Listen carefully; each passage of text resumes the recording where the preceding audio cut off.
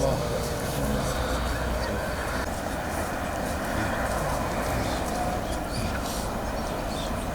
أكبر. الله أكبر. السلام عليكم ورحمة الله.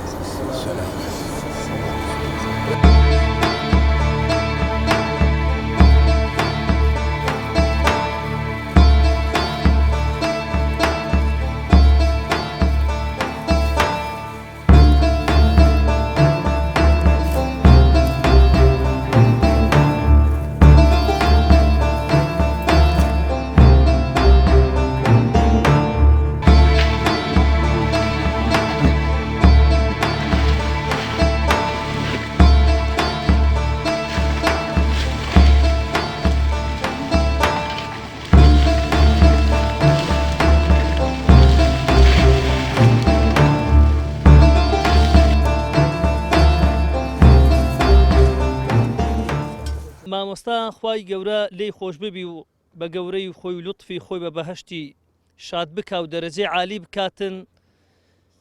ئەخلاق و ڕەوشتی هەندە جوان بوو، ئەوەی لی نێزیک ببووە بیناسی بووە، دەیزانی چەندە کەڵە پیاوێکی گەورەیە و چەندە پیاوێکی عابیدە عالیمە و صالیحە و مسلیحە.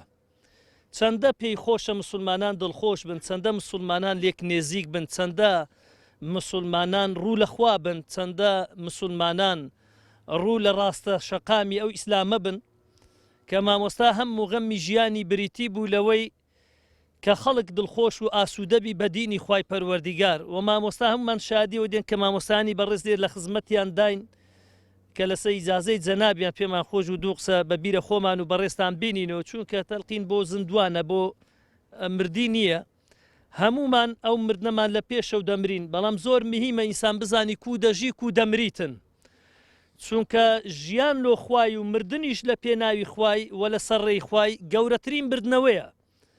قل إن صلاتي ونسكي ومحياي ومماتي لله رب العالمين. مامۆستا ژیانی و مردنیشی هەلەسا ئەو ڕێ بوو کەوا هیواتی بوو لە خزمەتکاری ئەو ڕێدا بژیتن و بمریتن. و هەندێک لە وەسیەتەکان و ئەوەی مامۆستای ئەوە بوو دائیمەن ئامۆژگاری هەموو خەڵکی بەعام دەکرد کە براتی پارێزن، کە بە ئیسلام ئیعتیزاز بکەن، ئیفتیخار بکەن و ڕوو لە خوا بکەن. و مامۆستایەکێک بوو لەو ئەخلاقانەی کە هەی بوو هەمومان دەیناسین بە عیزەت و نەفسەوە ژیا، یعنی بە فەقیری ژیا و بە فەقیریش مرد. ئێمە شادی ئەوەی بکە بۆ دەدەین کە مامۆستا دنیا نەویست بوو و هەروەها مامۆستا پیاوێک بوو هیواتی ئەوە بوو کە ڕازیبوونی خوای پەروەردگار مەبەستی بوو بەدەستی بینی. و یەک لەوانەی دیکەی مامۆستا زۆر جار لە مەجلیسی کێمە زۆر نێزیک بووینە بەروی لە هەولێر لە خزمەتی دابووین و زۆر جار لە ماڵەکەی خۆی لە گەڕەکی ژیان بە پێیان داهاتە سەرکارێز لای ئێمە بە زۆری هەتا بە سارەی دەمان بردەوە، دەگۆ نامێ بمە تەکلیف لەسەر هیچ کەسێک و ئەبمە ئەزیە دەسە خەڵکی، یعنی وا فێر بوو کە نوهینە عن التەکەلوفی لەسەر ئەخلاقی پێغەمبەر صلی الله علیه و سەحابان، هەرچی ناسیبی لێی نێزیک بی شادی چاکێ لەسەر مامۆستای دەدا. و مامۆستایەک لەوانەی دیکە ئەوە بوو زۆر زکری خوای گەورە شادی دەن، واللهی لە مەجلیسدا دەنیشت ئەو پیاوە خەریکی بەدەم بە زکر بوو و زۆر حیسابی لە بۆ مردن دەکرد. زۆر دە دوو برای تێژ لێرن کەەوە لە کنەوانیشی باسکردیە نێزیک بووینە لە مەجلیس لە گەرمان، دەیگۆ واللهی تەمەنا دەکەم لە وەختەچی کە بچمەوە خزمەت خوای گەورە ئاگام لەخۆ نەبیتن، لەبەرەوەی زۆر لە ڕوحکێشان دەترسێم. ئەو زاتە گەورە فعلا خوای گەورە ئەو ئومنیەتەشی بۆ جێبەجێ کرد کەوا لە غەیبوبەدا بوو کە گەڕایتەوە خزمەت خوای گەورە ئەو شەو کە لە شەو ڕۆژی جومعەش کە بردیتەوە لای خوای پەروەردگار و لای خۆی. ئەمەش گەورەیەکی دیکەیە کە خوای گەورە بەو پیاوە سالیحە دەبەخشێت. یا ڕبی خوددا لە مامۆستای خۆشبی، لەمە خۆشبی، لە هەموو مسلمانان خۆشبی، ئاخیری هەموو لایەکمان خێر بکەی. خوایە بۆ خاتری ئیسمی عەظەمت لەگە پیاو چاکان و شەهیدان و پێغەمبەران سەڵات و سەلامی خوان لەسەر بیتن حەشری بکەی. یا ڕبی خوددایە ئەو حادیثەشی لۆ بکەی بە ڕەفعی دەرەجات بە کەفاری گوناحەکان. یا ڕبی خوددا بیکەی بە دەفعی بەڵاو مصیبەت لەسەر زانان و دوعات و نەوە و کەس و کارەکانی. یا ڕبی خوددا بۆ خاتری ناوە جوانەکانی خۆت دێت ئەپارڕینەوە بۆ خاتری ئیسمی ئەعظەم دروحی بە جەنەت الفیردەوس الأعلا شاد بکەی. آمین والحمد لله رب العالمين. صلى الله وسلم وبارك على سيدنا وحبيبنا محمد وعلى آله وصحبه أجمعين.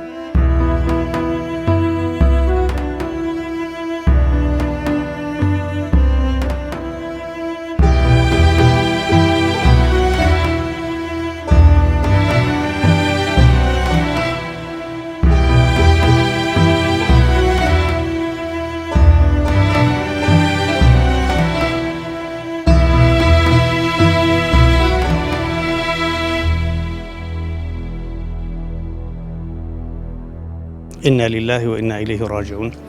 مامۆستا مەلا محەممەدی گۆڕەزی مامۆستایەکی زانا و بەتوانا و تێگەیشت و موحید و عالیم بوو. مامۆستا پیاوێکی بەعیزت بوو. مامۆستا تەنازولی لە بوو هیچ ستەمکارێک لە هیچ زەمانێک نەکردووە. مامۆستا کە ئێستا شاردرایتەوە بۆ بەرەبەیانی ڕۆژی جمعە، ئەو مامۆستایە یەکەمین مامۆستایە لە دەڤەری سوورسیاتی و لە دەڤەری سەرچیایی کە ئیجازەی علمی وەرگرت و توانی چەندەها مامۆستا دەرس بدە و یەکەمین شەخصە لەو منطقەیە کە مەدرسەی دانابی و چەندەها مامۆستای ئیجازە داون و چەندەها مامۆستاشی دەرس حازری کردوون کە بڕۆن بۆ سەرەوە دەرس بخوێنن. پێم وایە مامۆستا مجازی مامۆستا مەلا عەبدولمەجیدی شەقراوی بوو. مامۆستا مەشهور بوو لە هەولێرێ و لە سلێمانی و لێرە و لە هەموو شوێنەکان. مامۆستا بەوەی مەشهور بوو کە پیاوێکی تەنازولی نەکردەوە بۆ هیچ ناحەقێک و بۆ هیچ ستەمکارێک، تاکە مامۆستایەکە لەو منطقەیە کە وەفاتی کرد بەبێ تەقاعود بەبێ معاش، حتا لەو ئەخیرانە کە یعنی تەعینیش بوو تەقاعود نەکرا لەبەرەوەی خزمەتیشی نەگەیشتە 15 ساڵان.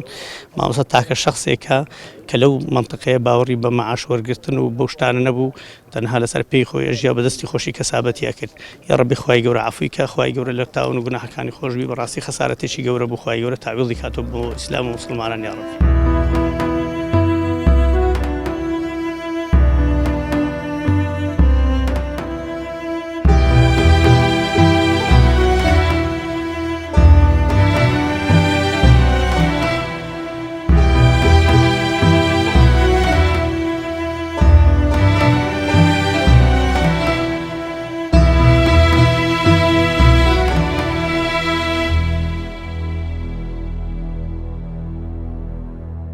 مامۆستا پیاوێک بوو بەڕاستی هەموو مێلۆ ئیسلام لە سەنگەر بوو، خاو سەنگەری هەموو مسلمانان بوو بەڕاستی. بەس مەعەل ئەسەف ئەوە کە هات ڕێ لە کەس پێ ڕێ لێ ناگیرێ. لەکنە من بوو 4 ڕۆژ پێش ئەلحانێ زۆر ڕەجام لێ کەوتم لەکنە من بمینەوە شۆ نەماوە. بەس ئەلحەمدوللا مامۆستا پیاوێک بوو بە حەقەت بەڕاستی مجاهید بوو، ڕیجال بوو، هەموو شتێک بوو مامۆستا بەڕاستی. لۆمە قەدوە بوو، هەموو چیش بوو بەڕاستی. لۆمە پێکەوە پێشمەرگە بووین پێکەوە، هەموو چیش بوو. مامۆستا قەدوەی ئێمە بوو بە حەقەت. بەس ئەو قەدەرە ڕێی کەس پێ ڕێ ناگیری بابم بەخوای خدا ئەویش عەفو بکە ئەمەش عەفو بکە یا ڕەبی. هەموو قسەکانی وی نەسیحەت بوو لەوەی کە ئینسان چاوی لە ئیسلامی، چاوی لە خۆبی، چاوی لە برادەرەکان و دۆستەکانی خۆبی، لەو کەسانێک کە لەسەر ئیسلام بخەمن. بەڕاستی هەموو ئاواتێبی ئەوەندە بوو.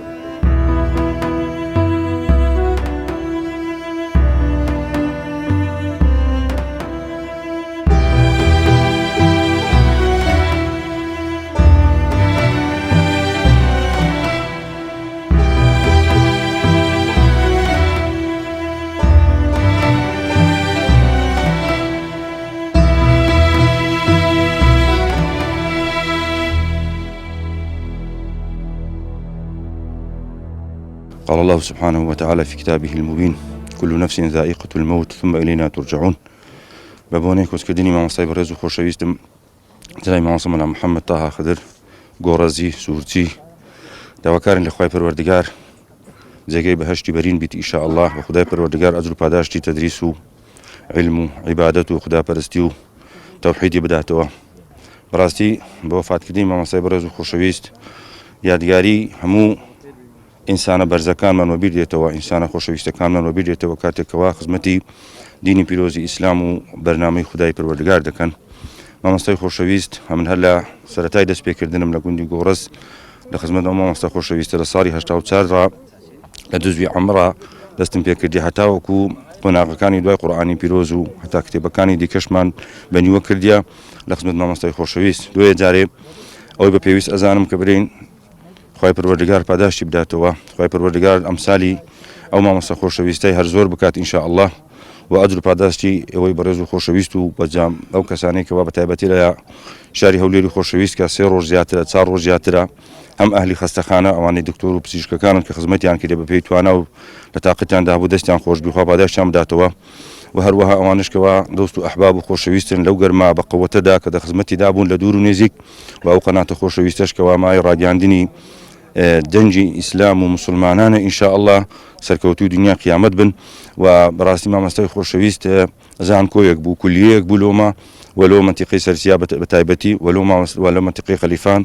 وحتى هلبجة وحتى هولير بتايبتي وحتى سليماني او ما مستا خۆشەویستە مامۆستای بادینە بوو مامۆستای سۆران بوو مامۆستای هەموو ئەو زۆرە مامۆستایانە بوو کەوا عاشقی تەوحیدی خوددا بوون عاشقی دین و بەرنامەی خوددا بوون.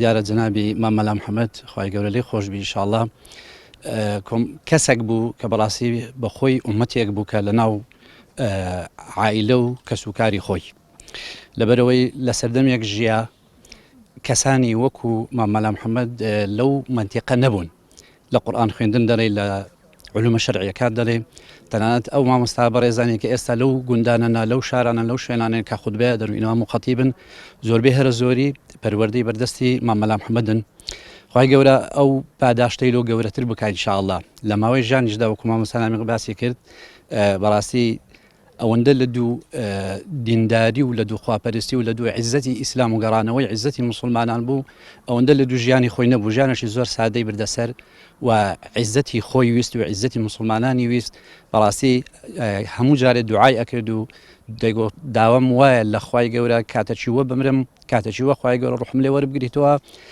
تحملی ئەو سەکەراتی مەوت بکەم و تحملی ئازار و ئەشکەنجەی ڕحکێشان بکەم ئومێدمان وایە لە شەو ڕۆژی جومعەبی ئەو حسن الخاتمە پیرۆزەی بە قسمت بووی بی ئینشاء الله تعالی خوای گەورە گۆڕی پڕنور بکات منزڵگای پڕ لە خێر و خۆشی بی ئینشاء الله سەفەرەکەی پڕ لە خێر و خۆشی بی و هەروەها یەکێک بی لەو کەسانی کە ئیسراحەت ئەکات چونکە ئینسان کە لە ژیانی دنیا دەرەچی یان ئەوە تا خەڵک لە دەستی ئیسراحەتەکە یان بەخۆی ئیسراحەتەکە ئومێدمان وایە بەخۆی ئیسراحەت کردبی بەخۆ حەسابی تۆ لەو ماندوو بوون و لەو ئازار و ئەشکەنجەی کە هەیبوو لە ژیانیدا خی گەورە پاداشتین گۆش بداتەوە ئینشاء الله تعالی والسلام عليكم ورحمة الله وبركاته.